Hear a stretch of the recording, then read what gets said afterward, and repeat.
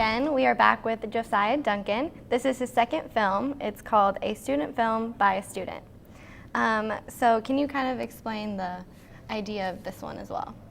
Well, being a senior, I watched a lot of student films, and being from two different schools, and so there's a whole lot of cliches and repetitive stuff that you see, a lot of reused ideas, because we're all kind of in the same point in life, like straight out of high school, going through our first few years of almost real life. But you get a lot of the same story ideas unintentionally, and so I thought it'd be fun to make fun of that. Mm-hmm. I understood that it was a satire. So what's it like thinking of where you are now in your filmmaking compared to when you were a freshman? I think I've grown a lot. Yeah. Doesn't feel like it's been that much time, but as the technical knowledge and just the way that everything comes together, like being able to see a vision and be able to execute that vision is the biggest difference between me and 4 years ago. I think I can actually imagine something and then execute it pretty much how I imagined it, whereas when I was a freshman, I would imagine these big ornate things and then it would never quite get there in post-production. Gotcha. So what are you kind of hoping the audience thinks or feels like when they watch this, since it's very different from The Hunger, since it is a satire?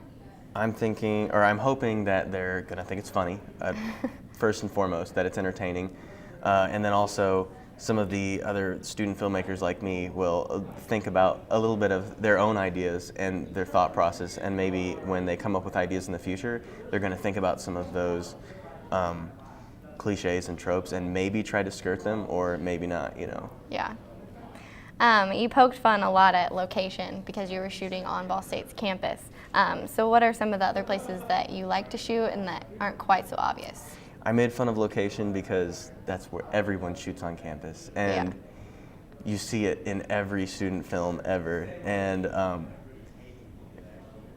it's, everyone knows where it is. Everyone comes here, everyone sees those locations every day, and I think it takes us out of it. I think locations are a huge part of the look of a film. So what I like to do is get out and try to find, you just got to ask favors. Like for a different film, The Hunger, I actually asked a real estate agent in the area if he could find a house for us that was this, and he actually found one right off of campus. So it was just as convenient, but we got access to a great location. Also not being afraid to drive sometimes down to Indy or surrounding cities to find what you're looking for, but that does take time to kind of go out and look for those things, but it can add so much production value to a project. Yeah. Is it difficult to get access to those other locations since Ball State is so easy to shoot on? It can be. You have to ask whoever is in charge of it and then get location releases and stuff like that, but sometimes it's easy as just asking.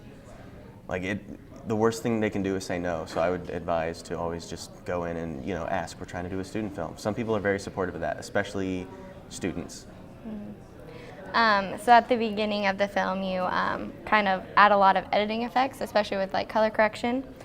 You did a really cool saturation of the library, and you talked about a little bit earlier how you had to take some of the linguistics out of it for technology's sake and students' sake. So what was that like?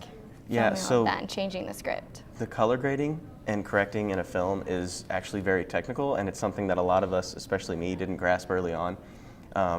It's something that we kind of think we know about, like you just put a filter or something called a lookup table on it and be like, oh, it looks great, it looks like film, or just like turning up the saturation a bunch or the contrast or some sort of plug-in. But really, it's a lot more than that. So I was kind of poking fun at just adding this and that and saying, hey, we're done. It looks cool now. Okay. Well, thank you so much for being here. That's all we have with Josiah Duncan. All right, thank you very much.